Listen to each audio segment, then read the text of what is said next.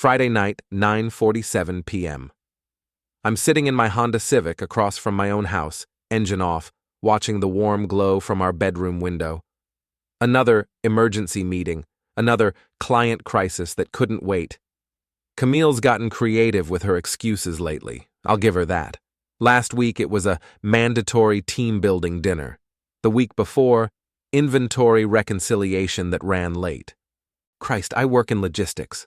I know what real overtime looks like, and it doesn't involve coming home at 10:30 p.m. smelling like expensive cologne that isn't mine. The bedroom light flickers. She's moving around up there, probably texting someone, probably not me. When's the last time she texted me anything that wasn't about groceries or bills? 3 months? 4? I think back to our morning routine. She'd emerged from the shower already dressed, not in her usual business casual, but in that black dress she used to wear for our anniversaries. Big presentation today, she'd said, avoiding eye contact while applying lipstick. Red lipstick, for a presentation to the insurance claims department. Right. The thing about being married for 14 years is you develop a radar for bullshit. Mine's been pinging nonstop lately. The late night started 3 months ago, right around the time she joined that new gym. I need to get back in shape, Harlan. I'm not getting any younger. Fair enough, except she's been coming home from these workouts looking like she stepped out of a salon, not a treadmill. And then there's the bedroom situation. I'm exhausted, honey. My back's killing me. Can we just cuddle tonight?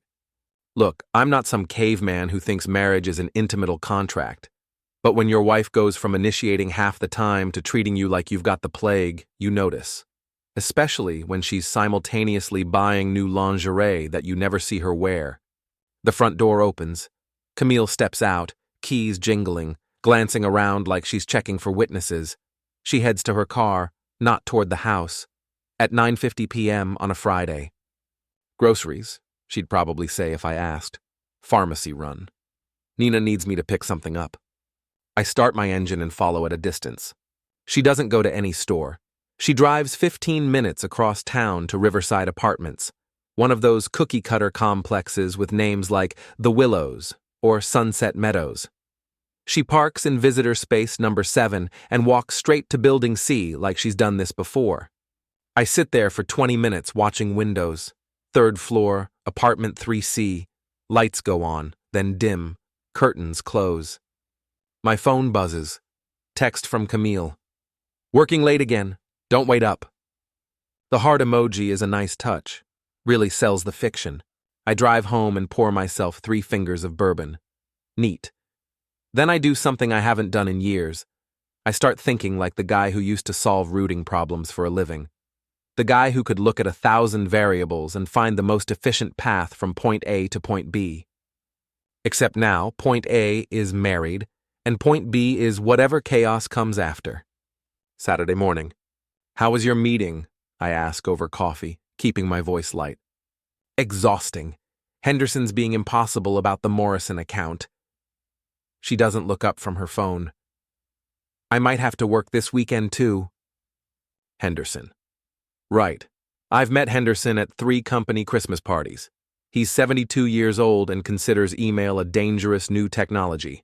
The chances of him scheduling emergency Saturday meetings are roughly equivalent to him breakdancing. That sucks. Maybe I'll catch up with Wes next door, help him with that carburetor he's been cursing at.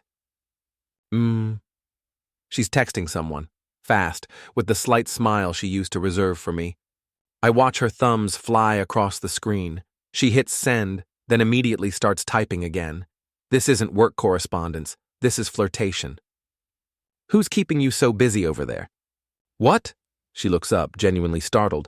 Oh, just Nina. She's having drama with Marcus again. Nina's been having drama with Marcus for 6 years. It's like a soap opera that never gets canceled. Convenient cover story. Well, tell her I said hi. I will. She won't. Around noon, she showers and changes into workout clothes. Not the ratty gym shorts and old t-shirt she used to wear. Some expensive athleisure outfit that probably cost more than my monthly car payment. Gym, I ask? Yeah, gonna try that new kickboxing class. At Trevor's place? She freezes for half a second. Just half a second, but I catch it. How do you know about Trevor? You mentioned him before, the trainer, right? Right, yeah, he's good. Really pushes you. I bet he does. She leaves and I spend the afternoon doing what I do best, gathering data. Trevor's fitness center has a Facebook page with exactly 47 likes and a Google rating of 3.2 stars. The reviews are brutal. Equipment constantly broken. Owner more interested in checking out women than helping with workouts. Tried to hit on my girlfriend during my first session. The last review was posted 2 weeks ago by someone named Derek M. This guy Trevor is a joke, spends more time in the mirror than helping clients, place smells like BO and desperation, also pretty sure he's sleeping with half his female clients. Avoid. Interesting. The business address is 1247 Industrial Boulevard, not exactly prime real estate. Street view shows a converted warehouse with a hand-painted sign and cars that look like they've seen better decades. This isn't LA Fitness. This is guy in his 30s still trying to relive high school football glory, fitness. I cross-referenced the address with public records. The building's been for sale for 8 months. 2 health code violations in the past year. Business license expires next month. Trevor Hale, 36, owns the place. Personal address, 247 Riverside Apartments, Unit 3C. Well. Camille gets home at 7 p.m., glowing and energetic in a way I haven't seen in months. She's practically bouncing. Great workout, I ask. The best. Trevor really knows how to work you out, you know? Jesus Christ. She's not even trying to be subtle anymore. Sounds intense? Oh, it is. Really gets your heart rate up. I nod and smile and pour myself another bourbon. Then I step outside to check the mail and notice Wes next door wrestling with something under the hood of his Chevy. Evening, Wes. Harlan! Perfect timing. You still got that analytical brain of yours? Depends what you need analyzed. This piece of shit carburetor. Been fighting it all day. I walk over and peer into the engine bay. I don't know much about cars, but I know people. And Wes is the kind of guy who notices things. Retired mechanic, lives alone, watches the neighborhood like it's his job. Hey, Wes? You ever notice that black SUV that parks across the street sometimes? The Tahoe? Yeah, seen it a few times. Why? Just curious. Camille thought she recognized it. Huh. Well, I seen the driver once. Young guy, pretty boy type. You know the kind. Looks like he spends more on hair products than I do on groceries. When was this? Couple weeks back. He was heading into your place while you were at work.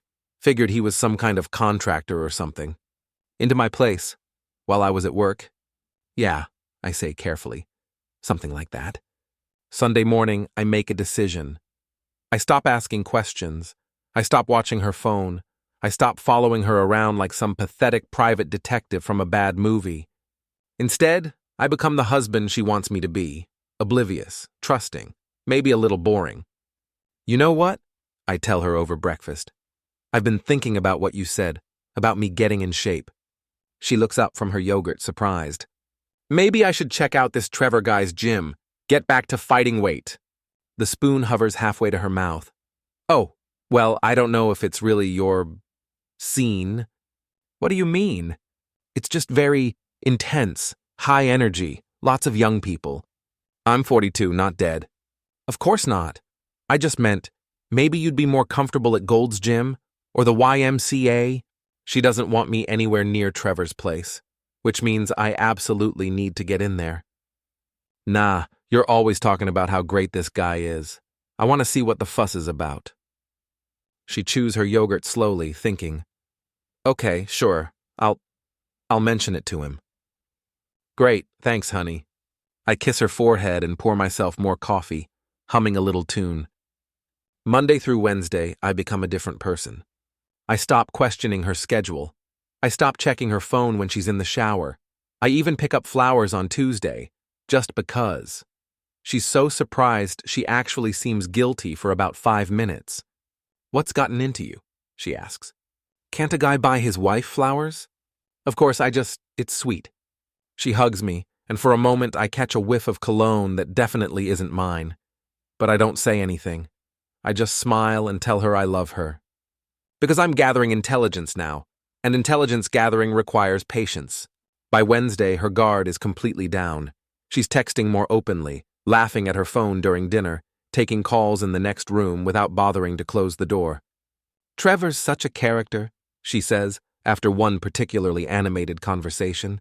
"He's got all these crazy stories about his clients." Sounds like a fun guy. He is very passionate about fitness, I bet. Thursday morning, I drive past Trevor's fitness center on my way to work. There's a "for lease" sign on the building next door, and I notice a guy in an expensive suit taking pictures of the exterior. Property developer, probably. The kind of guy who turns struggling small businesses into Starbucks. I pull into the lot and walk inside. The place is exactly what I expected. A few rows of mismatched equipment, motivational posters that look like they were printed at Kinko's in 2003, and the kind of chemical air freshener that suggests the underlying smell is not something you want to experience. There's one person working out, a woman in her 50s grimly pedaling a stationary bike that sounds like it's trying to escape. Behind the front desk sits Trevor Hale. He's good-looking, I'll give him that. 6'2", broad shoulders, the kind of stubble that takes effort to maintain. He's wearing a tank top that shows off impressive arms and the kind of tan that comes from a booth. "Help you?" he asks without looking up from his phone. "I'm interested in membership. My wife Camille's been raving about this place." Now he looks up. Now he's paying attention. "Camille? Camille Cole? That's her?" His smile is the kind that makes you want to punch things. "Oh man, Camille's great, really dedicated, great, form." "So I hear. She says you're an excellent trainer." I try to give each client individual attention, really work them hard, push them to their limits. The innuendo is so obvious it's almost insulting. Sounds intense. Oh, it is. Some clients need more personal coaching than others. Camille's definitely one of those. I nod and smile and take the tour. The equipment is ancient.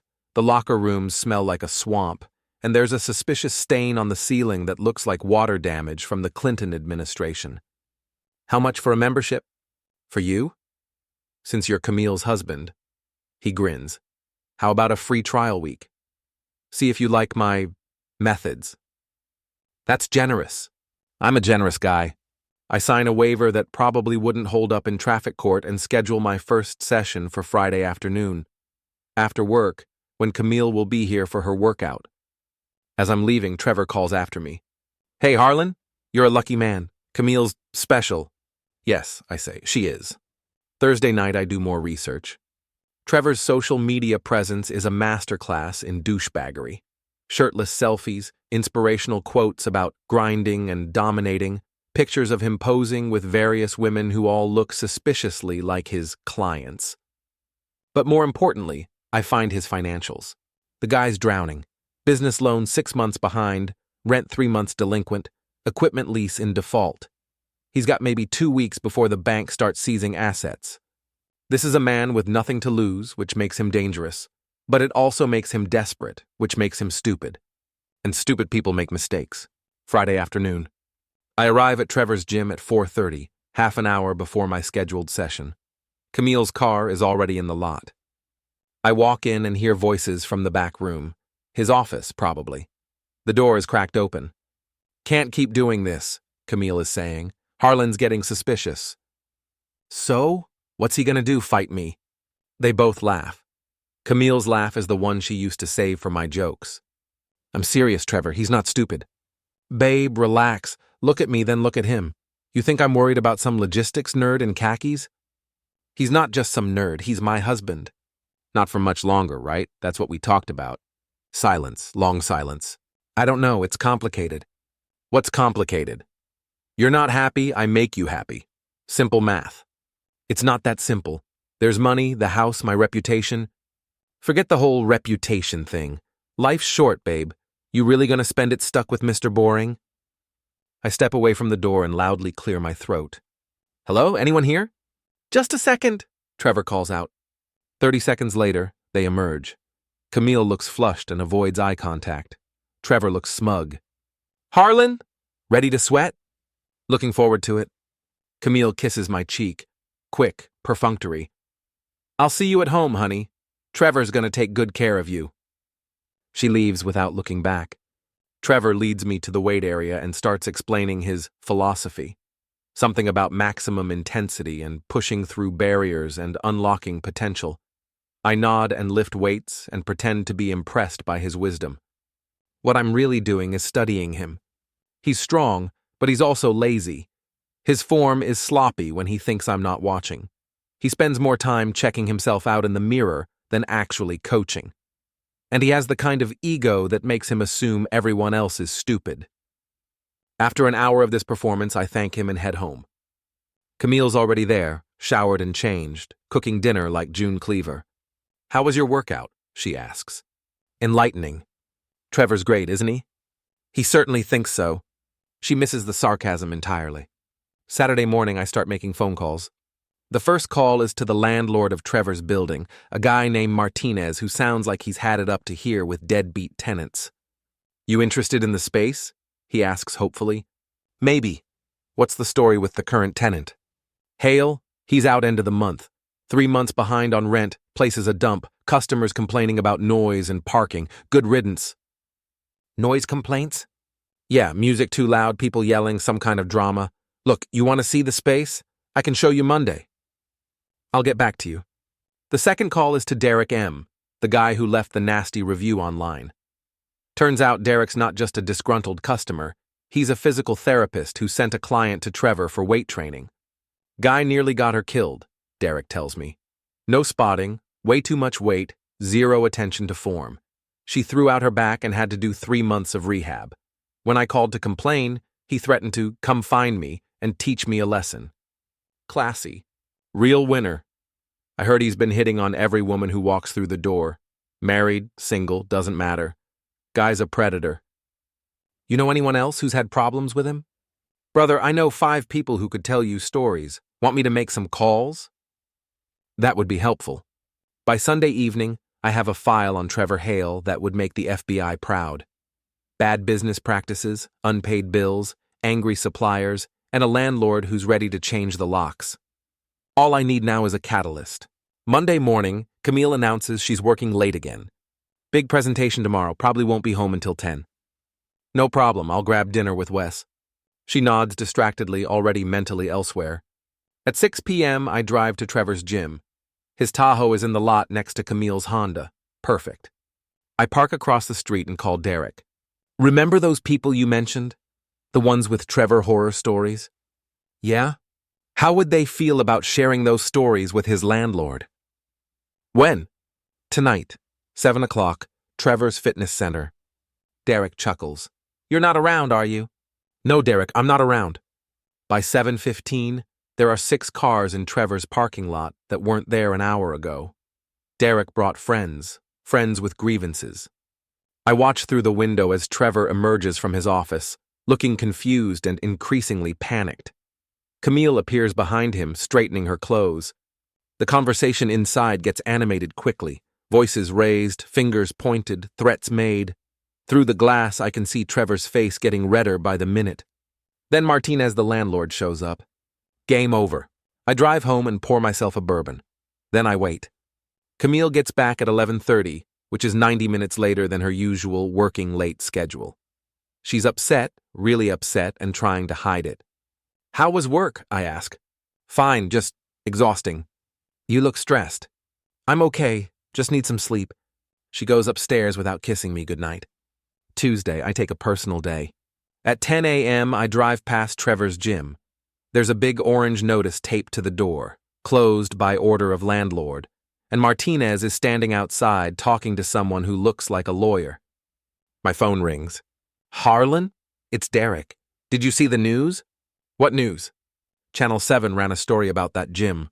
Local fitness center shut down following customer complaints. They interviewed 3 of the women Trevor harassed. Guy's done. I spend the rest of the morning at the hardware store, buying supplies for a project I've been putting off. Around noon, I stop by the coffee shop downtown, the one Camille likes, where all her work friends go for lunch. I order a latte and sit at a corner table with a clear view of the entrance. 15 minutes later, Nina walks in with 2 other women I recognize from Camille's Christmas party. They grab a table and immediately huddle together, speaking in the urgent whispers of people sharing gossip. Can't believe she was so stupid. Everyone knew what kind of guy he was. Poor Harlan, he seems so nice. She'll have to face him eventually. I finish my coffee and leave.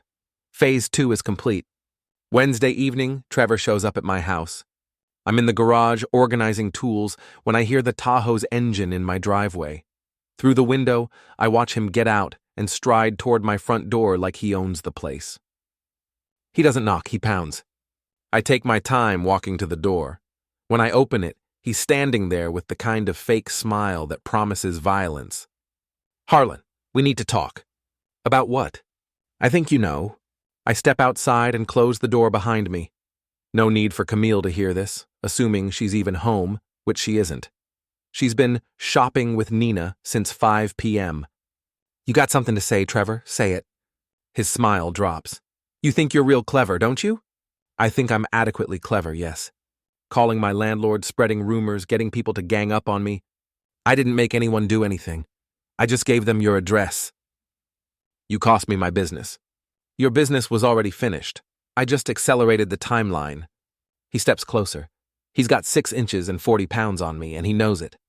You have no idea who you're with. Actually, I know exactly who I'm with. You're Trevor Hale, 36, of 247 Riverside Apartments, Unit 3C.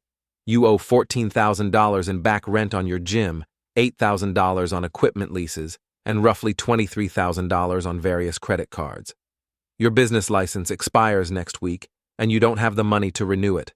You've been served papers for intimate harassment by 2 different women, and your main source of income just evaporated. His face goes white, then red. But here's what I know that you don't know I know, I continue. You've been sleeping with my wife for 3 months. You've been doing it in your apartment, sometimes in your gym, and at least once in my house while I was at work. You've told her I'm boring and that she should leave me. You've made promises about your future together that you have absolutely no ability to keep. He opens his mouth, but I'm not finished. So when you ask if I know who I'm dealing with, the answer is yes. I'm dealing with a man whose best days are far behind him, who's been letting people down for years. A man standing on the edge of losing it all, desperate enough to show up at my home and try to intimidate me in my own driveway. You think this is over? He snarls. I think this conversation is over. Get off my property. Or what? I smile. It's not a nice smile. Or I'll call the police and tell them that the man who's been stalking and harassing multiple women just showed up at my house making threats. How do you think that plays out, Trevor? You think your reputation can handle another public scandal? He stares at me for a long moment. I can see him weighing his options, calculating odds, trying to figure out if violence is worth the risk. Finally, he points a finger at my chest. This isn't over. Yes, it is. He stalks back to his Tahoe, slams the door, and roars out of my driveway like a teenager leaving a house party. I go back inside and pour myself a bourbon. Then I text Camille. Everything okay? Saw Trevor's car in the driveway. Hope there wasn't any trouble. She texts back 20 minutes later. What? Trevor wasn't here. Must have been someone else. Of course. Thursday morning, Camille is a wreck. She barely touches her coffee, keeps checking her phone, jumps every time she hears a car outside. When I ask if everything's all right, she snaps at me. Everything's fine, Harlan. God, you're so paranoid lately. Am I? She looks at me then, really looks at me, and for a moment I think she's going to confess everything. But the moment passes. I need to run some errands, she says. On a work day? I'm taking a personal day. She leaves without saying goodbye. I go to work, but I can't concentrate. Around 3 p.m., I drive home early and find Wes in his driveway, washing his Chevy. Afternoon, Wes. Harlan? You're home early. Slow day. Hey, you see anything interesting around here lately? Funny you should ask. That pretty boy with the Tahoe showed up last night. Looked pissed about something. Yeah, I saw him. Everything okay? Guy looked like trouble. Nothing I can't handle. Wes nods and goes back to washing his car, but I can tell he's keeping an eye on things. At 6 p.m., Camille comes home looking like she's been crying. Her makeup is smudged, her hair is a mess, and she won't meet my eyes. Rough day? I ask. I'm fine. She goes upstairs and closes the bedroom door. I hear her on the phone, voice low and urgent, but I can't make out the words. An hour later, she comes back down. Harlan, we need to talk. Here it comes. Okay. She sits across from me at the kitchen table, hands folded, looking like she's about to confess to murder. I've been thinking about us, about our marriage. What about it? I don't think I'm happy anymore. I nod like this is news to me. I see. It's not your fault. You're a good man, you really are. I need something different. Different how? I need passion, excitement. I need to feel alive again. And you don't feel alive with me. Not anymore, I'm sorry. She's crying now, but they're crocodile tears. She's playing the victim in her own drama. So what are you saying, Camille? I think we should separate. Take some time apart, figure out what we both want. I see. And during this separation, would you be figuring things out alone? She looks away. I don't know what you mean. I think you do. Harlan, it's Trevor, isn't it? The color drains from her face. I don't know what you're talking about. Trevor Hale. 6'2", owns a gym that just got shut down, drives a black Tahoe, apartment 3C at Riverside. Ring any bells? She stares at me like I've just performed magic. How did you... No? Jesus, Camille. You weren't exactly subtle. Late nights, new clothes, suddenly caring about fitness, coming home smelling like someone else's cologne. You've been having an affair for 3 months. I never meant for it to happen. Bullshit. You meant for every bit of it to happen. You just didn't mean to get caught. It's not what you think. It's exactly what I think. You got bored with your boring husband and decided to trade up. Problem is, you picked a winner who's about to be homeless. What are you talking about? Trevor's broke, Camille. His business is gone, he's behind on rent, and he's got more debt than income. Whatever he promised you about your future together, he can't deliver. You're lying. Am I? When's the last time he took you somewhere that cost more than $20? When's the last time he talked about anything other than how unhappy you are with me? Face it, you left a stable life for a guy who can't even keep his gym doors open. She starts crying for real this time. I loved him. No, you loved the idea of him. You loved feeling wanted again. But love? Love doesn't sneak around behind people's backs for 3 months. I want a divorce. Fine, but understand what that means. Half the house, half the savings, half the retirement accounts. You'll get lawyer fees, court costs, and a very public airing of your personal business. Everyone at work, all our friends, the whole neighborhood. They'll all know exactly why this marriage ended. I don't care. You will when Nina stops taking your calls. You will when your work friends start treating you like a pariah. You will when you're living in a studio apartment trying to explain to your mother how you threw away 14 years for a guy who couldn't even keep a gym afloat. She wipes her eyes with the back of her hand. I can't live like this anymore, Harlan. I can't pretend to be happy. Then don't. I stand up and walk to the kitchen counter where I've left a manila envelope. What's that? Divorce papers I filed yesterday. Her jaw drops. You want out, Camille? You're out. But you're not taking half of everything I've worked for just because you got tired of being married. Adultery is still grounds for divorce in this state, and I've got enough evidence to prove it. Photos, witness statements, financial records showing where you've been spending our money. You were spying on me? I was protecting myself from a cheating wife. I slide the envelope across the table. You can sign these now, or you can hire a lawyer and fight me in court. But either way, this marriage is over. The only question is how much dignity you want to have left when it's done. She opens the envelope with shaking hands and reads the first page. This is everything. The house, the cars, the savings. You can contest it. Spend the next 2 years in court, rack up $50,000 in legal fees, and end up with roughly the same settlement I'm offering you now. Or you can sign, take your clothes and your car, and start fresh somewhere else. Where am I supposed to go? I hear Trevor's got a couch.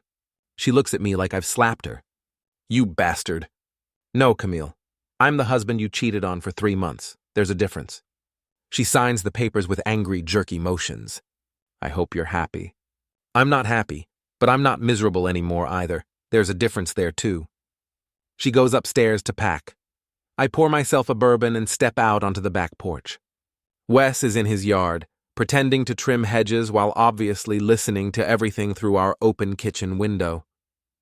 When he sees me, he raises his beer in a salute. Hell of a thing, Harlan. Hell of a thing. You okay? I will be. 20 minutes later, Camille comes back down with 2 suitcases and her laptop bag. This is really what you want? She asks. This is what you wanted. I'm just making it official. She starts to say something, then stops. At the door, she turns back. For what it's worth, I'm sorry. No, you're not. You're sorry you got caught. She leaves without another word. I watch her drive away, then close the door and lock it. My phone buzzes. Text message from a number I don't recognize. You think you won something? This isn't over. I delete the message and block the number. Then I call Derek. Hey, it's Harlan. That thing with Trevor? It's done. But if he contacts you or any of your friends, call the police immediately. Guy's not taking this well. You think he'll be a problem? I think he's a problem that's about to become someone else's responsibility. Friday afternoon, I'm cleaning out Camille's closet when I hear a commotion outside. Through the bedroom window, I can see Trevor's Tahoe parked in my driveway. Again. But this time, there are 2 police cars behind it. I go downstairs and open the front door just in time to see Officer Martinez, no relation to the landlord, putting handcuffs on Trevor. What's going on? I ask. Harassment charges, the officer says. Mr. Hale here has been making threats against multiple people. You know anything about that? He came by Wednesday night, made some vague threats. I told him to leave. Why didn't you file a report? Didn't seem worth the paperwork, but if he's bothering other people. Officer Martinez nods. Yeah, he's been busy. Threatening his ex-landlord, harassing former customers, sending nasty messages to half the women in town. Real winner. Trevor sees me watching and starts shouting. This is all his fault. He destroyed my life. He ruined everything. Sure, buddy, the officer says, guiding him toward the patrol car. That's what they all say. As they drive away, Wes ambles over from his yard. Friend of yours? Not exactly. Well, he won't be bothering anyone for a while. Martinez told me they got him on multiple harassment charges, probably looking at 6 months. Couldn't happen to a nicer guy? Wes grins. You know what, Harlan? I always liked you, but I never figured you for the type to play hardball. I'm not usually, but sometimes life forces your hand. Well, you played it perfect. That pretty boy never knew what hit him. We watch the police cars disappear around the corner. Buy you a beer? Wes asks. Make it 2. Saturday morning, I wake up in my own bed for the first time in months without someone next to me who wished she was somewhere else. It's quiet. Really quiet. No angry sighs, no passive-aggressive comments about my coffee being too strong or the newspaper being too loud. Just silence. I make breakfast, actual breakfast, with eggs and bacon and toast, and eat it at the kitchen table while reading the sports section. When I'm done, I don't have to clean up immediately because someone's going to complain about dishes in the sink. It's liberating. Around 11 a.m., the doorbell rings. I'm expecting process servers or lawyers, or maybe one of Camille's friends coming to collect her stuff. Instead, it's Nina. Harlan, we need to talk. Do we? Can I come in? I step aside and let her into the living room. She looks around like she's cataloging everything for evidence. Camille told me what happened. I'm sure she did. She says you threatened her, forced her to sign papers. Did she happen to leave out the part where she'd been seeing another man for the last 3 months? Nina flinches. She made a mistake. She made a choice. Every day for 3 months, she made the same choice. Marriage is work, Harlan. You don't just throw it away because things get difficult. You're right. Marriage is work. I worked for 14 years while she worked on her tan at Trevor's gym. You don't understand. She was unhappy. So was I. Difference is, I didn't handle it by screwing the first person who paid attention to me. Nina shifts uncomfortably. Look, I know you're hurt. I'm not hurt, Nina. I'm done. There's a difference. She loves you. No, she doesn't. She loves the idea of not having to face consequences for her actions. She loves having someone to blame for her bad decisions. But love? Love doesn't cheat. Everyone makes mistakes. This wasn't a mistake. A mistake is forgetting to pick up milk on the way home. This was a deliberate, calculated betrayal that went on for months. Nina tries a different approach. What about forgiveness? What about working things out? What about it? You want me to pretend the last 3 months didn't happen? You want me to take her back so she can do it again in 2 years with someone else? That's not fair. Fair? I laugh. Nina, she was planning to leave me for a guy who couldn't even keep a gym open. She spent 3 months lying to my face, using our money to look good for another man and sleeping with him in our bed. You want to talk about fair? Nina's quiet for a moment. Then, where is she supposed to go? That's not my problem anymore. Harlan, she made her choice, Nina. She chose Trevor over me, excitement over stability, lies over truth. Now she gets to live with that choice. He's in jail. I know. She has nowhere to go.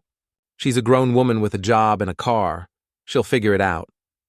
Nina stares at me like I've grown a second head. I don't recognize you. Good.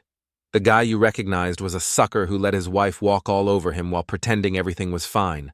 I'm not that guy anymore. She leaves without saying goodbye. Sunday afternoon, I'm in the garage reorganizing tools when my phone rings. Unknown number, but I answer anyway. Harlan? It's Derek. You got a minute? Sure, what's up? Just wanted to give you a heads up. Word's getting around about what happened with Trevor and your wife. People are talking. What kind of talking? Good talking. You know Maria, the woman Trevor harassed at the gym? She called me yesterday to thank you. Said she heard you were the one who brought everyone together to shut him down. I just made a few phone calls. Yeah, well, those phone calls saved a lot of women from dealing with that piece of shit. Maria wants to buy you a beer. That's not necessary. Maybe not, but you earned it.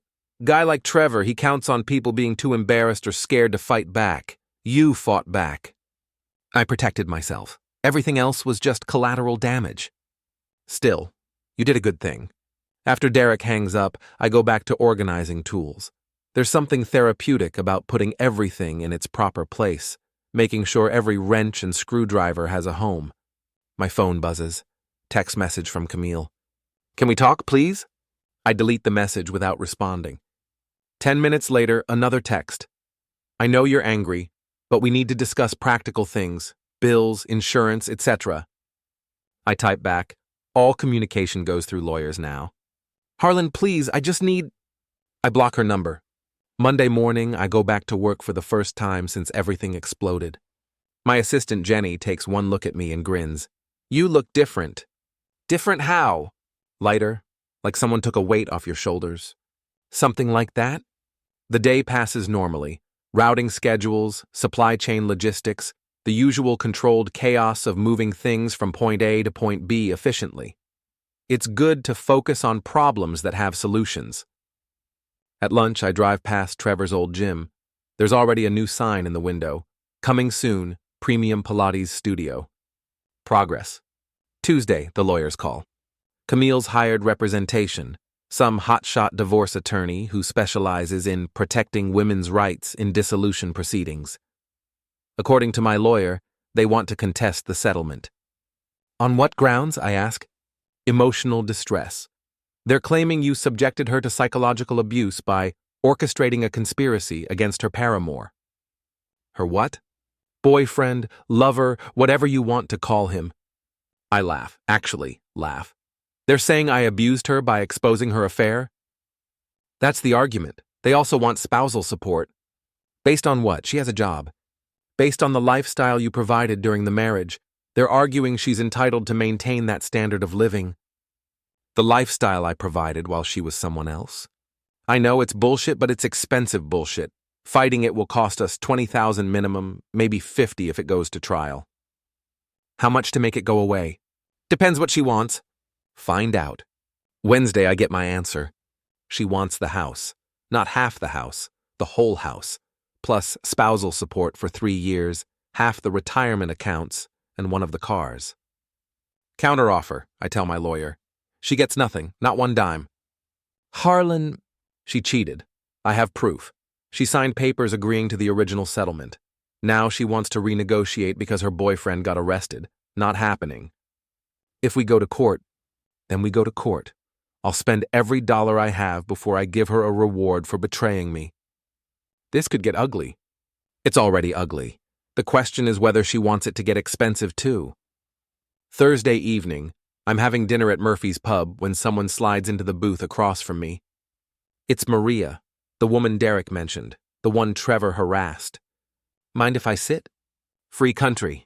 She's older than I expected, maybe 55, with the kind of confidence that comes from surviving things. I wanted to thank you. For what? For what you did to Trevor. Derek told me you were the one who organized everything. I just made some phone calls. Those phone calls mattered. You know what that bastard did to me? I shake my head. I'm a physical therapist. I sent a client to him for strength training after she recovered from knee surgery. He spent more time hitting on her than training her, then tried to get her to come to private sessions at his apartment. When she refused, he started calling her at home. When I complained, he threatened to spread rumors that I was sending him clients for intimate favors. Jesus. Yeah, Guy was a predator, but he was also smart enough to pick victims who wouldn't fight back. Single moms, women going through divorces, anyone who seemed vulnerable. What changed? You did. When Derek called me about confronting him publicly, I finally had backup. I finally had other people willing to stand up and say, this isn't okay. She pulls an envelope from her purse and slides it across the table. What's this? Contact information for a private investigator I know, just in case your wife's lawyer tries any tricks in court. I don't think that's necessary. Trust me. Women like your wife, they don't give up easy. She'll try to paint you as the villain, make herself the victim. When she does, you'll want ammunition. I pocket the envelope. Thank you. Thank you. Trevor's in county lockup for 6 months, and when he gets out, his reputation is destroyed. None of that happens without you. After she leaves, I sit in the booth for another hour, nursing a beer and thinking. For the first time in months, I feel like myself again. Friday, Camille's lawyer calls mine with a new offer. She'll take the original settlement. No house, no spousal support. But she wants a non-disclosure agreement. She doesn't want me talking about the affair publicly. Why? I ask my lawyer. Probably worried about her job, or her reputation, or maybe she's got another target lined up and doesn't want baggage. Counteroffer, she takes the original settlement, no NDA, and she pays her own legal fees. Harlan, she started this renegotiation. She can finish it on my terms or not at all. Saturday afternoon, it's over. Camille's lawyer calls to accept the terms. She'll sign the papers Monday morning, take her car and her clothes, and disappear from my life forever. I celebrate by cleaning out the closet in the spare bedroom, the one that's been full of her craft supplies and exercise equipment she never used. By evening, it's empty and clean, ready for whatever comes next. Sunday, I run into Wes at the hardware store. How you holding up? He asks. Better every day. Good for you. You know, I never liked that woman. You never mentioned it. Not my place. But she had that look, you know, like she was always calculating what everything was worth. Yeah, I know the look. You gonna be okay? Money-wise, I mean? I'll be fine. Better than fine, actually. Turns out marriage is expensive when one person's spending money on 2 relationships. Wes laughs. Ain't that the truth? As we're walking to our cars, he stops and puts a hand on my shoulder. You did good, Harlan. Took balls to stand up to that guy. I didn't have a choice. Sure you did. You could have rolled over, let them walk all over you. Most guys would have. But you fought smart, fought clean, and won. That takes character. Thanks, Wes. Anytime, neighbor. Monday morning, I wake up in a house that's finally mine again. No hidden phones buzzing with secret messages. No perfume that isn't mine. No lies about working late or gym sessions that last 3 hours. Just silence. Clean, honest silence. I make coffee and read the newspaper and plan my day. At 10 a.m., I'll go to the lawyer's office and watch Camille sign papers that officially end our marriage. At 11 a.m., I'll go to the bank and close our joint accounts. At noon, I'll change the locks on my house. At 12:30, I'll be a free man. My phone rings. It's Derek. Hey, Harlan. You see the news this morning? What news? Trevor made the paper. Got into a fight in county lockup. Ended up in the hospital. Apparently he tried to intimidate the wrong guy. Is he okay? He'll live. But word is, he's not adjusting well to incarceration. Turns out bullying women doesn't translate to surviving in jail. Shocking. Derek laughs. Yeah, who could have seen that coming? Anyway, thought you'd want to know. Guy's getting exactly what he deserves. After Derek hangs up, I finish my coffee and get dressed. Today's the day I officially close the book on the worst chapter of my life and start writing a new one. As I'm leaving the house, I notice Wes in his driveway, working on his Chevy again. He sees me and waves. Big day, he calls out. The biggest? You need anything, you just holler. Thanks, Wes. I will. I drive away from my house, not our house, and head toward town. In the rearview mirror, I can see Wes watching me go, probably making sure nobody follows me or causes trouble. It's good to have neighbors like that. It's good to have friends who have your back. It's good to be free.